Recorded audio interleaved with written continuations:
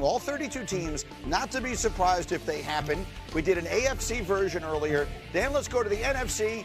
Let me start with Green Bay. Don't be surprised if Jordan Love is an MVP candidate by season's end. Remember, he got hurt in week 1 last year, missed a couple games, came back, probably struggled a little bit with the injury. This is going to be a contending team. I thought so before the Micah Parsons acquisition, and I definitely think so now. And if they're able to get past Detroit and win their division, you're looking at a quarterback that's going to be mentioned with the best in the league this year. Remember, they drafted a receiver in the first round, which they hadn't done in, like, our lifetimes. Yeah. What is your expectation for Jordan Love this year? I've picked Jordan Love to win MVP this year. Oh. You know, if you... You won't be surprised. No, that's the MVP pick that I have. I just think Green Bay's absolutely loaded offensively, and if he can stay healthy, the way that Matt LaFleur's kind of figured out how to run that offense with him, they can throw the ball downfield. They can get the completions underneath. You can utilize the screen game. This is an offensive line that's very good. If Matthew Golden is what Matthew Golden is expected to be, this offense can shred you vertically, horizontally, schematically, and just honestly, with the addition of Micah, I would just be like, yo, we're the most aggressive quarterback in football this year. Let me show you the odds, because Joe Fortenbaugh, when he was here on Friday, said the bet to make coming off of the acquisition of Parsons was not the Packers to win the Super Bowl, because the odds on that plummeted, but they're on Jordan Love to win MVP. If they're the best team and he has a big year, that's who usually wins the MVP. You see he is 14-1 at ESPN Bet Sportsbook.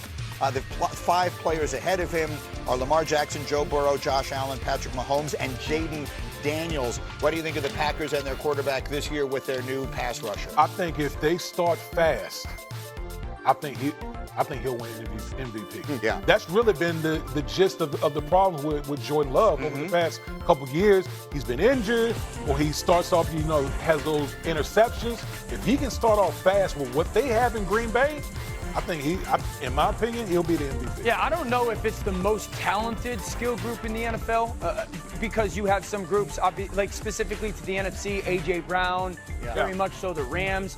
But it could be the most deep. Yeah. Minnesota's high end, but like you're talking, they've got 5 or 6 receivers that are really good players. They've got 2 tight ends that are really good players. I mean, there's just a plethora of people to throw the football to. Yeah, Jacobs is fantastic. And so if Jordan Love takes that really healthy step forward, he should throw for close to 40 touchdowns and well over 4,000 yards. They open at home Sunday with the Lions. What an unbelievable opener. So we'll the Packers are 2.5 point quick. Yeah, Packers are 2.5 point favorite in that game.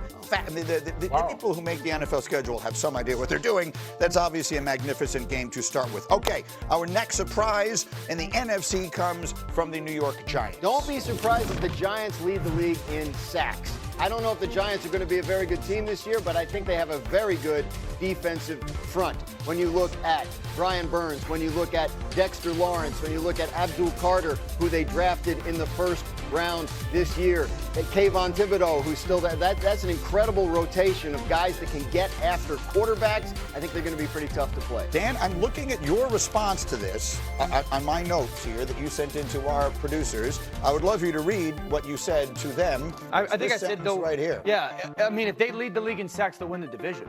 Ooh. How about that? Would you care to expand on that thought? Well, if they're leading the league in sacks, that means that they're playing against teams that they have more than likely a lead on. That's right. And so they're winning a bunch of football games. And if they gather the lead often, this defensive line will hunt. I mean, if you look at the teams that led the NFL in sacks last year, you're talking about the Denver Broncos, the Baltimore Ravens, the Houston Texans, the Vikings. They're all playoff teams, okay? So you lead the NFL in sacks, you're going to be a very good team. Burns, Carter, Dexter Lawrence, those three guys alone are issues one-on-one. I mean, you see it on your screen. They won 3 games last year. The vibes couldn't have been worse. They feel much better right now. D. Wood, are you? I love the question that's on the screen. Yeah. Do you think we're sleeping on the Giants? I think the biggest question, can they play with the lead? That's the thing. If they play with if this offense does anything, with that defense backing it up, I think we're going to be talking late in the year. We'll have a totally different tone. Will it be with Russell, or at some point will it be with the rookie?